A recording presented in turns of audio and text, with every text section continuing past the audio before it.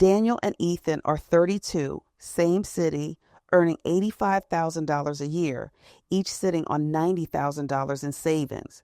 Daniel buys, Ethan rents. 30 years later, one of them owns a house, paid off completely, worth far more than the number he signed for on day one. The other has an investment portfolio that makes everyone who assumed he was wasting his money on rent look wrong, including himself. Here's what almost every rent versus buy video gets wrong. It only tells one side story. The buying camp shows you a home value at the end and calls it proof. The renting camp shows you the extra cash in an index fund and calls that the win. Same mistake, two different stories. Both sides only count the math that makes them look right. The buying side's blind spot has a name. It's the equity illusion. The renting side's blind spot doesn't get a name yet. You'll understand why by the time we get there. This video runs the full math for both of them. The interest that eats most of your payment in year one.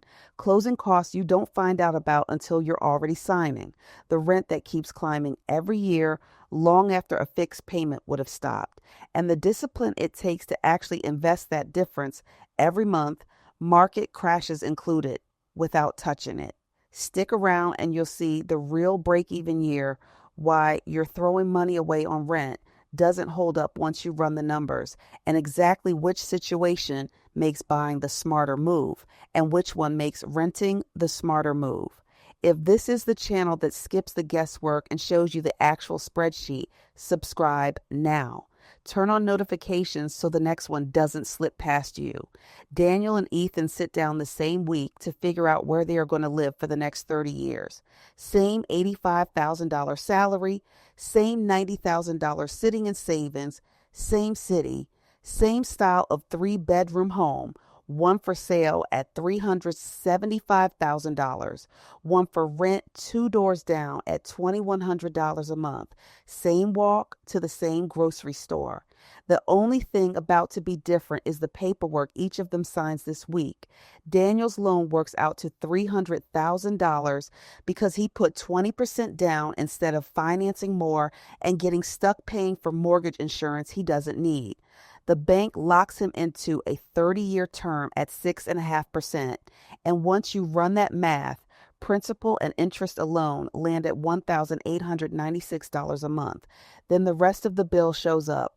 $375 a month in property tax, $150 a month in homeowner's insurance, $313 a month set aside for maintenance using the 1% of home value rule that shows up in nearly every financial planning guide as the floor, not the ceiling, for what a house actually costs to keep standing.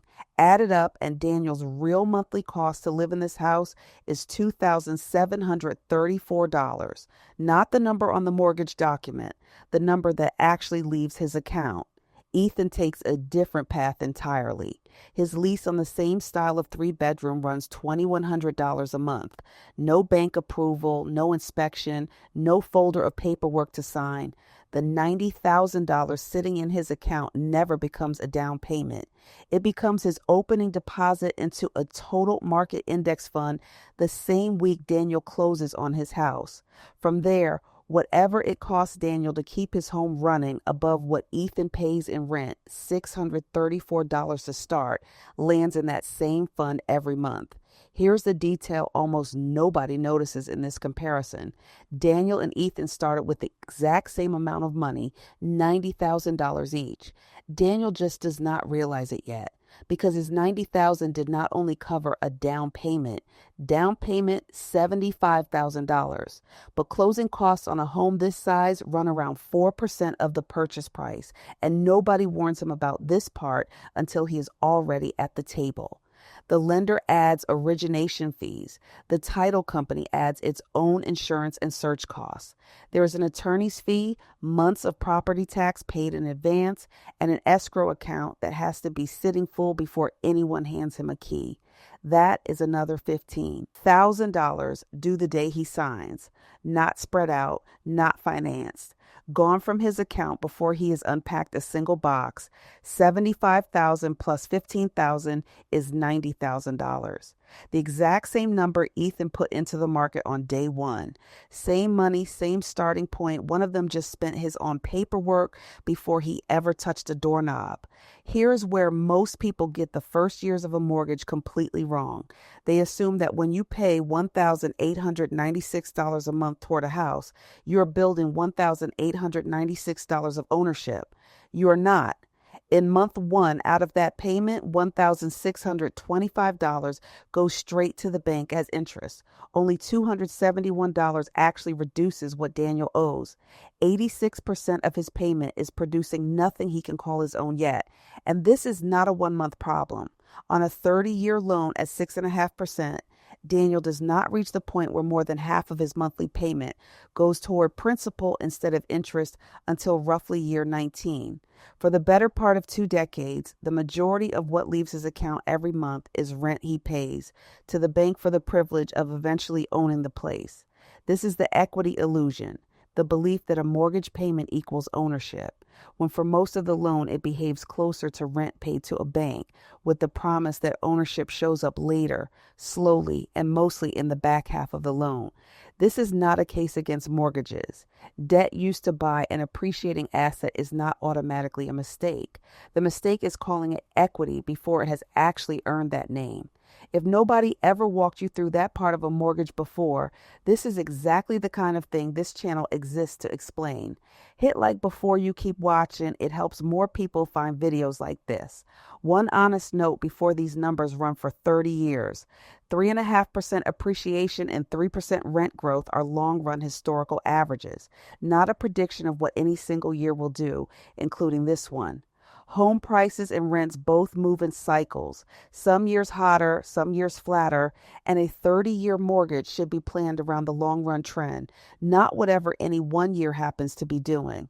The property tax used here also reflects a higher tax state, not the national average, since no single number describes every zip code. None of this is invented. It is planning for 30 years, not for 1 year's headline. By the end of year one, Daniel has paid his balance down to $296,647. His home, appreciating at 3.5% a year, is now worth $388,125.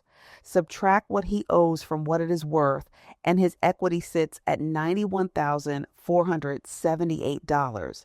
Ethan's portfolio, that same $90,000 growing in the market, plus a year of monthly contributions, has already reached $107,387.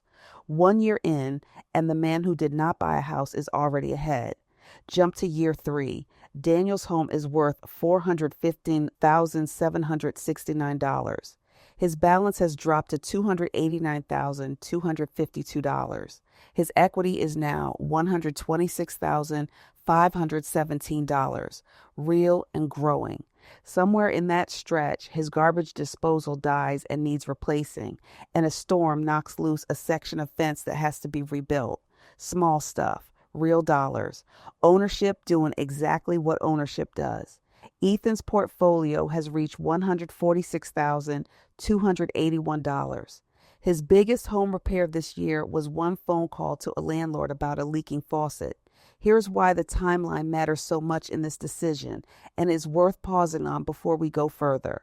Imagine Daniel gets a job offer in another city at this exact moment, year 3, and has to sell. His home has grown to $415,769. Sell it, and he pays a real estate commission, typically between 4.5% and 6% of the sale price, averaging close to 5.7% nationally right now. That is roughly $24,000 gone at the closing table on top of the mortgage balance he still owes. After the commission and the payoff, he walks away with roughly $103,000 in cash.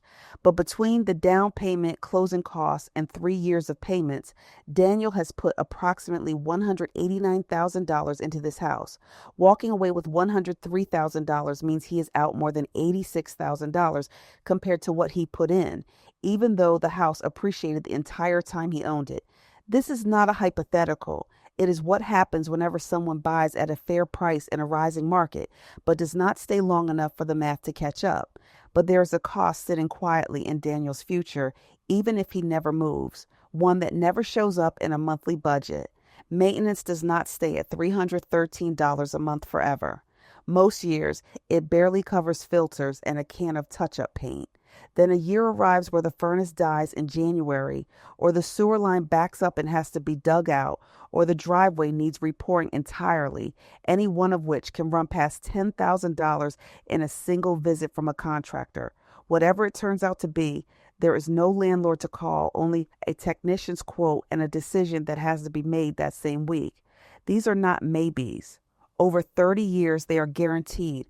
Property taxes climb the same way, tied to what the home is worth, whether Daniel's income grows or not.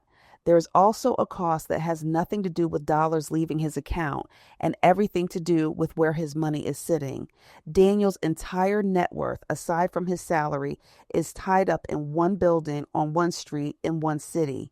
If that local market goes flat for a decade, which has happened in real places, his equity goes flat with it, no matter what the rest of the country's housing market is doing. Ethan's $90,000, meanwhile, is spread across thousands of companies in every sector, in every state. One of them can absorb a bad year in a way the other cannot. Run one more number before moving on. Take that same $75,000 down payment and imagine it never left the market at all, growing at the same 10% Ethan is earning untouched for 30 years. It reaches roughly $1.3 million on its own with no monthly additions. Daniel did not lose that money. He converted it into a house instead, and a house was never going to compound the way cash in an index fund does. Ethan has hidden costs too, and they run in the opposite direction of Daniel's. Every time his lease comes up for renewal, his landlord can raise the rent by whatever the market allows, and nothing in his lease promises otherwise. If the building sells or the owner decides to move a family member in, Ethan can be asked to leave a home he has lived in for years, with a matter of months to find somewhere new. Daniel's mortgage payment cannot be raised by a landlord, and if rates ever drop well below 6.5%, he even has the option to refinance and lock in something lower for good. Ethan has no version of either protection. Unless he happens to live somewhere with rent control, there's no ceiling on his rent and no lever he can pull to bring it back down. This is also the honest answer to that phrase you hear constantly, that renting is throwing your money away.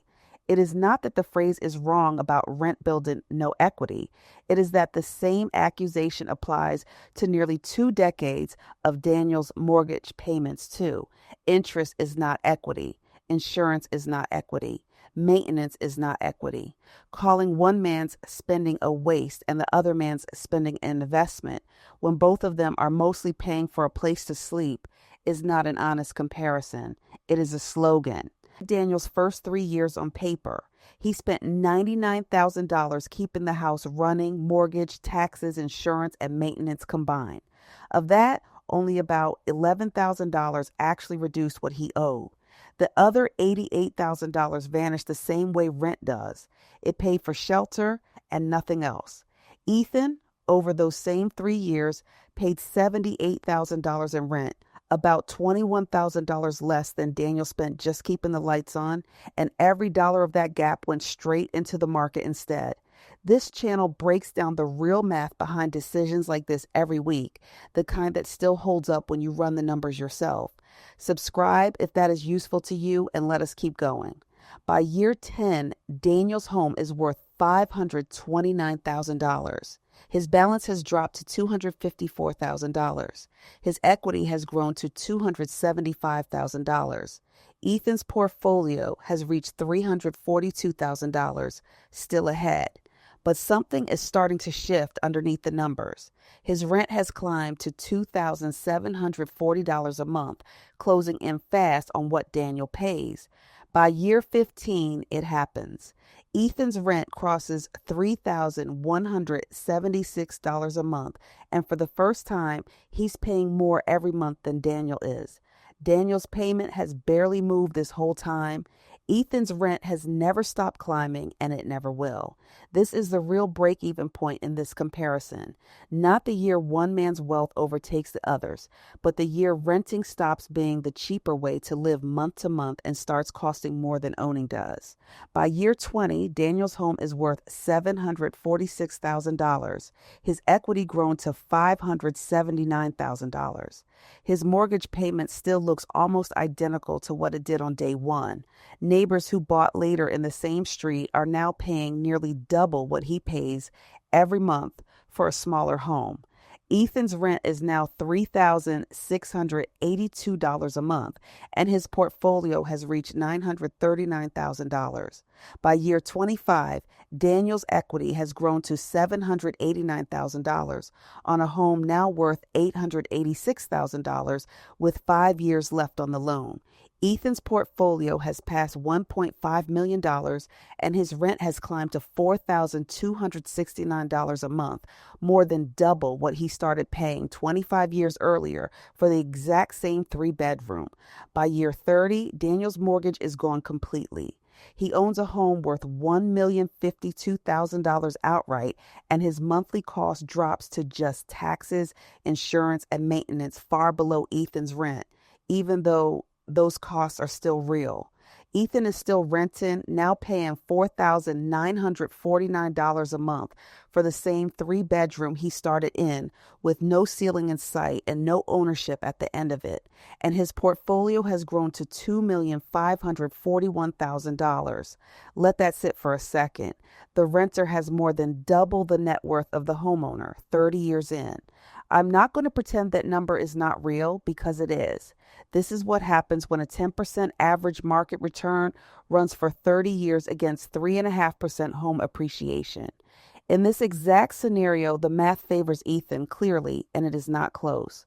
But here is where the equity illusion shows back up one more time in a different form. Daniel's $1,052,000 is not sitting in an account he can spend from.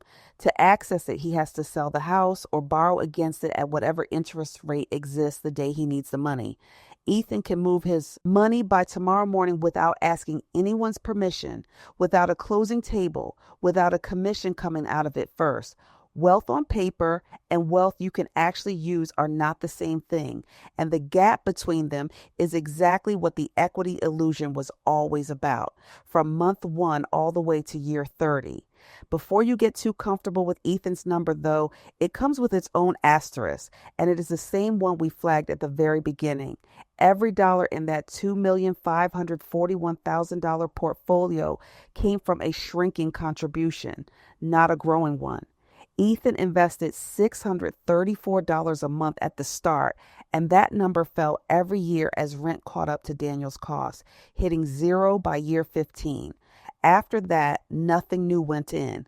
The money just compounded on its own, including through the months the market dropped 20 or 30%, and every instinct he had said, pull it out and wait. Most people do not do this. They watch the number in their account climb, and instead of leaving it alone, they upgrade the apartment, take the trip, buy the car they have been eyeing since Daniel got his. The plan to invest the difference quietly turns into a plan to spend the difference, and nobody notices until year 30 arrives and the portfolio that was supposed to be there is not. This is the phantom portfolio. Money that exists in a spreadsheet and a good intention, but never actually exists in an account because the discipline it required never showed up when it mattered. A mortgage does not ask Daniel whether he feels like paying it this month. Ethan has to ask himself that question every month for those first 14 years, with nobody enforcing the answer but him. That difference is worth more than any spreadsheet can capture, and it is the real reason homeownership tends to build more wealth for the average person than a spreadsheet alone would predict. A mortgage forces the saving to happen, whether someone feels motivated that month or not. An investment account has no such enforcement built in. Every number in this video assumes Ethan had the discipline of a machine for those first 14 years. Most people do not. And that gap between the assumption and the person is exactly where rent and invest strategies quietly fail in real life, even when the spreadsheet behind them was completely correct. None of this means renting is always the right call, and it does not mean buying was a mistake for Daniel either. It means this specific scenario at these specific numbers and assuming Ethan actually did what the spreadsheet needed him to do favored Ethan. Change any one of those inputs and the answer changes with it. This is also not purely a spreadsheet decision, and it would be dishonest to pretend it is. Some people want the stability of knowing nobody can end their lease without warning. Some people want the freedom to leave a city in 90 days without selling anything first. Neither of those wants is financially irrational. They are simply not what this video is measuring. Some people also simply want to own where they live, to paint a wall without asking permission, to plant a tree they will watch grow for the next 30 years. That want is real too, even though it never once shows up in a spreadsheet. This video answers the dollar question. You get to decide how much the other question is worth to you. There's a simple number that shows which side of this a market usually falls on, called the price to rent ratio. Take a home's price and divide it by what a comparable home rents for in a year. Below around 15, buying tends to win clearly. Between 15 and 20 is close to a toss-up. Above 20, renting starts to make more financial sense. Daniel and Ethan's market, a $375,000 home renting for $25,200 a year, puts the ratio at just under 15, which by this rule favors buying. But the ratio has no idea a 10% market return was compounding the whole time. That is why Ethan still came out ahead despite the ratio pointing the other way.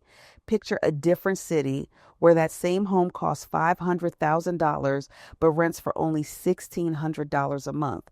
Divide the price by the annual rent, $19,200, and the ratio comes out above 25. In a market like that, renting and investing, the difference is very likely to outperform buying, the same way it did for Ethan, only by a wider margin. Now picture the opposite. A smaller city where that same home costs $200,000 and rents for $1,800 a month. The ratio drops below 10, deep into buying territory, where the mortgage payment can end up cheaper than rent from the very first month. A few situations tilt this decision hard in one direction before you even run a single number. If you're planning to stay somewhere less than 5 years, renting almost always wins because closing costs and selling costs eat whatever gains you would have made, the same way they nearly wiped out Daniel's 3-year scenario earlier in this video. If your current rent is already sitting close to what a mortgage on a comparable place would cost you, that gap is too thin for renting to build much of an advantage, and buying starts to look better by comparison. If you are staying 10 years or more in a market appreciating faster than the national average, the math can tilt hard toward Daniel's side instead. And if you already know honestly that you would not keep investing through a market downturn, the entire renting strategy this video just walked through was never actually available to you in the first place. Go back to where we started. 2 men, same age, same city, same $90,000, same salary. One of them ended up with a paid-off house. The other ended up with a portfolio worth more than double what that house is worth. Neither one of them won by accident, and neither one of them was wrong. Daniel fell for the equity illusion in year 1, paying mostly interest and calling it ownership, and he still walked away with just over $1 million he cannot touch without selling or borrowing against it.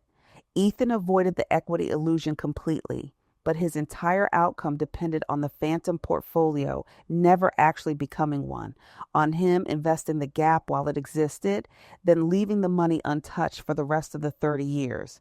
Before you decide which one of these outcomes fits your life, sit with 2 things. First, be honest about your actual timeline in this home or this apartment, not the timeline you would prefer. Second, be honest about whether the extra cash renting frees up will really end up invested while the gap exists, then left invested for decades afterward, market crashes and all, or whether it quietly becomes a nicer car and a few extra vacations along the way instead, because the math in this video only holds up if the answer to those questions is the truth, not the plan you're hoping to stick to. That is the real decision hiding inside every rent versus buy conversation. Not which strategy wins on paper, but which version of yourself you're actually willing to become for the next 30 years. If this gave you a clearer picture of what your own numbers might look like, subscribe for more videos that run the real math instead of the version that just sounds good. And tell me in the comments, are you Team Daniel, Team Ethan, or somewhere in between? I read everyone.